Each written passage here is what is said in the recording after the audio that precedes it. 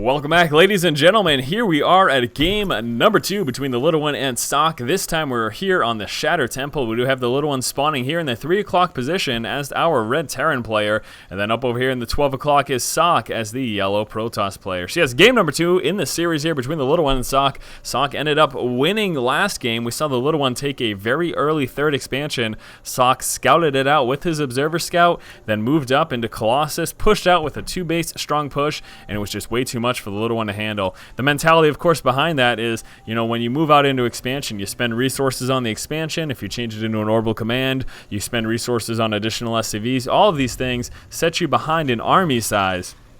And if your opponent's sticking on those 2 bases, as we saw Socke do, and pushing out and spending all of his resources on an army instead, you can become overwhelmed. Now, there is a window, of course, because if you have your expansion up long enough, then you take advantage of those resources, and then you have a huge economic advantage over your opponent, and with that you're able to afford a larger army. But again, we saw Socke move out at a great time, was able to take advantage of the fact that the little one was temporarily behind in army size, and then he stopped mining from that 3rd, eventually ended up taking it out, and just put himself in a phenomenal position. So there you go, that was game number 1, and here we are again on game number 2.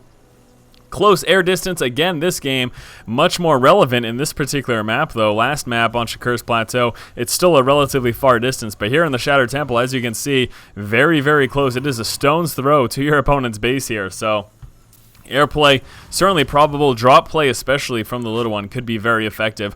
Now, we are going to see Socke move up and scout out immediately. The little one did see the direction that Socke was moving from. That should tip him off to actually move up here into that 12 o'clock position. Socke will be doing a little bit of probe harass, getting a couple shots off on that SCV. We should be seeing the little one pull off with 1 worker. Never mind. The Rax finishes in time. Actually, for some reason, wasn't looking at the completion bar of that Rax. So the Rax finishes in time. SCV goes back to mining, and here comes that Marine. Dropping down the depot, temporarily delaying that probe from being able to run back to the resource line and try to damage that SCV. And here comes that first Marine. We'll be forcing that probe out of the base, and there you go.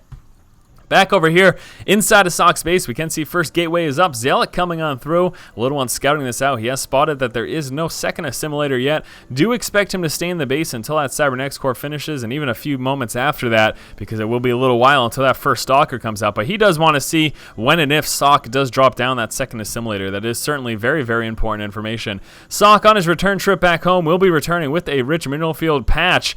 And wants to try to get at least some resources for all that not mining time that scouting worker was doing.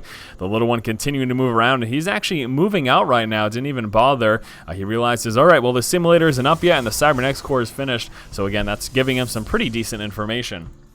We are going to see the little one go for a quick expansion here, going straight into that Expo. Now he's doing the same style opening. We can see those 2 Marines. Here comes out a Marauder, another Rax coming through as well, and there is his first expansion. Now he will be attempting to use these Marines to deny the scouting, but I wouldn't be too surprised if Socke ends up pushing on through, and there it is. He gets the scouting information, forcing those Marines away. I mean, how awesome must that guy feel? It's like, oh, run away from me, suckers. He is just such a baller that everyone runs away from him in the early game. Very impressive indeed. Here comes that Stalker. We'll be trying to kill off the Marine. Oh, very close. Wants to push back, though, before he loses his shields. Got a little bit of extra damage as well. You can see the little one's early game units already softened up, and it won't be until that first medevac comes out the little one's actually able to heal them up. So we have a 3rd Rax coming on through. The little one probably getting ready to move up into his factory as well.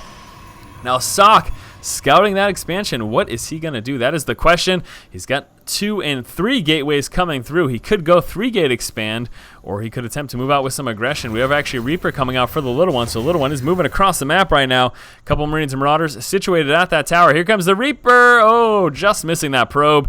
Could have really gotten that free kill there. We're interested to see where the Reaper is going. Looks like he's moving around here, and he will be scouting out to see if Socke moves into that expansion. Looks like he is going to, so we are seeing a 3-gate expand here from Socke. That usually means sentry heavy. That's just kind of the most effective way to do it. Those sentries allow you to make up for the fact that you don't have a lot of early game units with force fields and with guardian shields, splitting up your opponent's army and reducing their damage.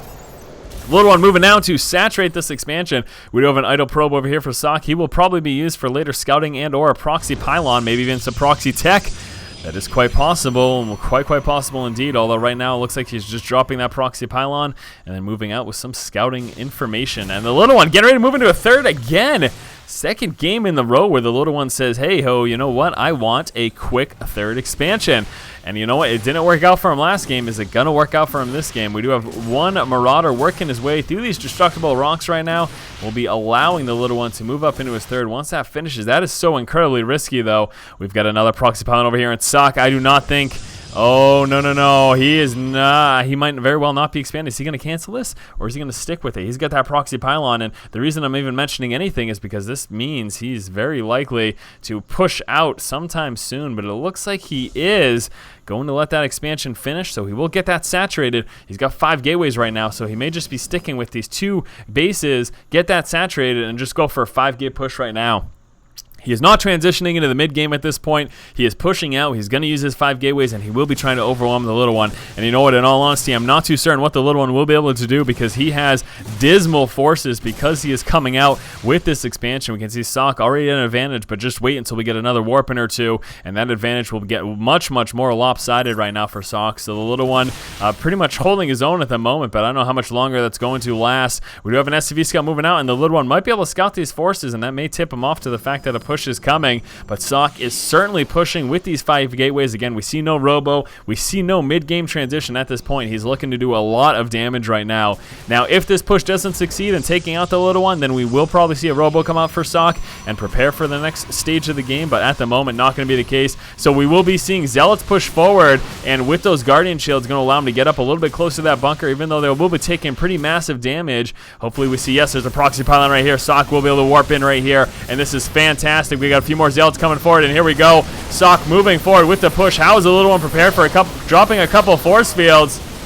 And Socke will be doing massive amounts of damage right now. We have the little one forced to come down with some SCVs. Again, because he decided to go for that quick third, this could certainly spell his doom right now. He is going to be quite a bit behind. Looks like he will be taking some pretty hefty damage at this expansion. Force field going down, preventing reinforcements, and actually no, Socke deciding to let that drop because he does want to push in the main. We've got a few more Zealots coming on through, and this push looks to be the end of the little one. He's got an expansion over here. A lot of good that's doing him at the moment. We do have a Reaper doing some economic damage over here to Socke, but is it going to be worth the trade-off? Because right now the little one taking massive damage inside of his main, forced to come out with those SCVs first around. He's losing so many workers, 31 workers killed already so far for Socke, and that number is rising, and the little one losing the 2nd game in the row due to a quick third expansion, and Socke taking advantage of it.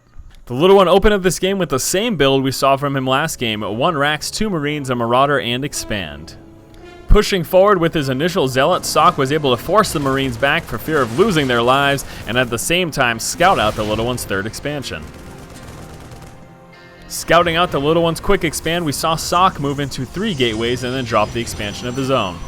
Rather than preparing for a mid-game transition, Socke saturated his expansion, dropped a 4th and 5th gateway, and then pushed out with a 5-gate push. And unfortunately for the little one, he again, just like last game, attempted a quick 3rd expansion. Very greedy, and ended up paying dearly for it. Because the little one attempted for his 3rd, he again spread himself far too thin, and Socke's 2-base 5-gate push proved to be way too strong for him to handle, and forced the quick GG. Alright guys, thank you so much for watching. Hopefully you have enjoyed this. This was game number 2 here between Socke and the little one. We will be moving on to game number 3 in just one moment. As always, if you guys like the content, please subscribe. Thank you for watching. Keep watching and keep owning.